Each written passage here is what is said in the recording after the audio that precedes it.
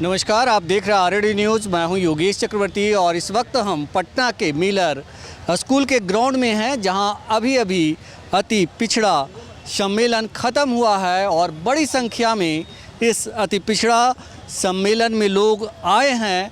और हम आपको बताएं, इस अति पिछड़ा सम्मेलन का जो है इसमें नेता चुना गया है रामबली चंद्रवंशी जी को, जो इस वक्त हमारे साथ हैं। ये बताएं सर, आपकी मांगे क्या है और जो आज की बैठक थी, इतना बड़ा सम्मेलन आपने किया, क्या कहना चाहेंगे? देखिए, आज़ादी के आज 76 साल हो गए और कुछ लोग आज़ादी के अमृत महोत्सव मना रहे हैं, लेकिन यह जो कॉन्स्टिट्यूशनल सबसे बड़ा समूह जो है, सोशल ग्रुप है अति पिछड़ा, जिसको अभी हाल के जो जाति गणना का रिपोर्ट आई है उसमें भी 36% से ज़्यादा दिखाया गया है।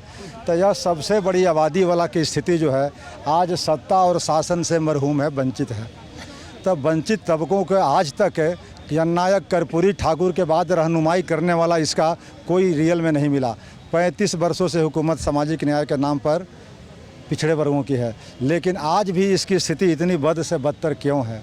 इसलिए अब इस समाज के काफ़ी लोग अगर जानकार हो गए हैं, चीज़ों को समझते हैं, पढ़े लिखे लोग हैं, अब इन लोगों ने संकल्प लिया है कि हमारी अपनी जो लड़ाई है अपने हम लोग लड़ेंगे और आगे आने वाला समय जो होगा अपने पैरों पर खड़े होने का करके हम लोग संकल्प लिया है। उसी क्रम में हम लोग आज 2 अक्टूबर जो गांधी जी के जयंती था, उसी अवसर पर कर्पूरी ग्राम जो जननायक कर्पूरी ठाकुर की जन्मस्थली है, वहाँ से पदयात्रा प्रारंभ करके तेली तमोली दांगी को मूल अति पिछड़ी श्रेणी से बाहर करने सहित 4 मांगों के लेकर के 5 मांगों को लेकर के हम लोग आज यहाँ पहुँचे हैं पटना के पाटलिपुत्र में मिलर स्कूल मैदान पर, और वहाँ हम लोग का आरक्षण बचाओ सम्मेलन के रूप में परिणति हुई है। ये बताएं कि तेली तमोली और जो दांगी जाति, आपने 5 जातियाँ बताई कि 5 मांग भी है आपकी, 3 जातियाँ और 5 मांगे हैं आपकी।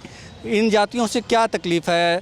अति पिछड़ा समाज में आने के बाद क्या दिक्कत हुई है आप लोग के साथ? दिक्कत देखिए, मैंने तो ये मांग माना तो उसमें एक बात लिखी हुई है कि तेली समुदाय के, दांगी समुदाय के या तमोली समुदाय के जो लोग हैं उनको एक पृथक ग्रुप बनाइए और उनको आरक्षण दीजिए। मैं उनका कहीं से विरोधी नहीं, मैं उनको सम्मान करता हूँ, हाथ जोड़ के प्रणाम करता हूँ कि कहीं से भी कोई उनसे बायसनेस नहीं है। लेकिन जो वस्तु स्थिति है, 8 वर्ष लागू किए हुए हो गए, 8 वर्षों में जो आंकड़ा आपके पास है कि मूल अति पिछड़ों को 110 जातियों का अकेले ये 3 जातियां सारा के सारा यानी 70% से लेकर के 100% तक अधिकारों का हकमारी कर रही है।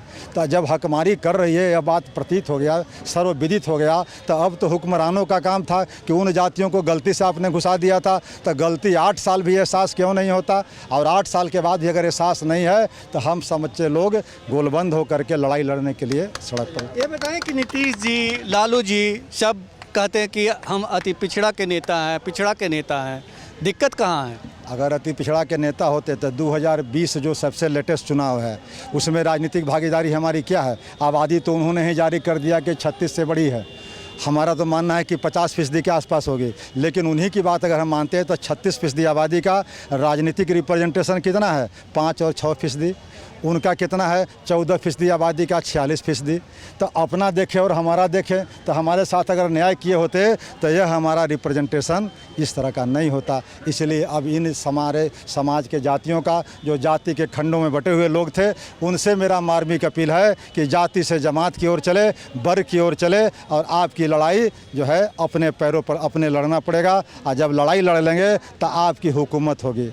ये जिससे आप कह रहे हैं जिन्हें कि जाति से जमात की ओर लड़ाई लड़ने के लिए हम बात कर रहे थे लोगों से, लोग तो सीधे कह रहे हैं कि हमारी लड़ाई नीतीश जी और लालू जी से है, तो 2-2 हाथ करने के लिए तैयार हैं एकदम।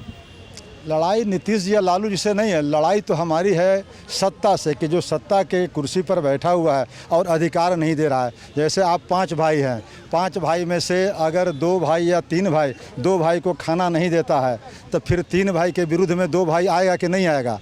ये तो स्वतः समझी जा सकती है बात। उसी तरह की बात है कि जब आंकड़ा आप देख रहे हैं कि अति पिछड़ों के हितों की हकमारी हो रही है, तब बड़े भाई का काम था जो पिछड़ा वर्ग के नेता को अपने स्वांग भरते हैं, तो अति पिछड़ा के भी रहनुमाई करना चाहिए था, लेकिन नहीं कर रहे हैं। तब हम लोग को विवश हो करके यह कदम उठाना पड़ रहा है। नहीं, सरकार विवश हो जाएगी। इतने बड़े सम्मेलन किया है आपने, आप विवश होकर के ये इस नतीजे पे पहुँचे, यहाँ तक पहुँचे, तो जितनी भीड़ थी, जितनी बड़ी संख्या में लोग आपका साथ दे रहे हैं, तो लगता है कि आज के बाद सरकार भी बस हो जाएगी। अभी तो ये अंगड़ाई है, जितनी इसकी आबादी है आधी आबादी इसकी है, और आधी आबादी का अगर 10% भी लोग आ जाएंगे तो गांधी मैदान भी जगह नहीं मिलेगी। इसलिए अगर सरकार सुनती है तो स्वागत है, नहीं भी सुनती है तो आगे की लड़ाई लड़ने के लिए हम लोग स्वतंत्र हैं। एक बताओ, जी बताइए।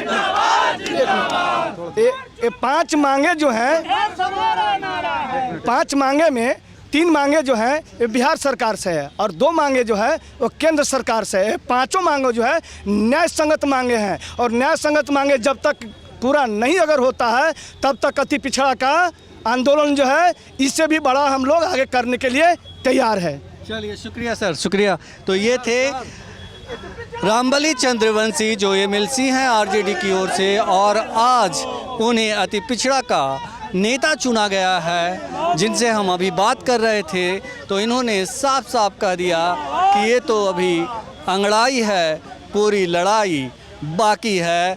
और ये जो संदेश इन्होंने दिया ये सीएम नीतीश और आरजेडी सुप्रीमो लालू प्रसाद यादव के लिए था।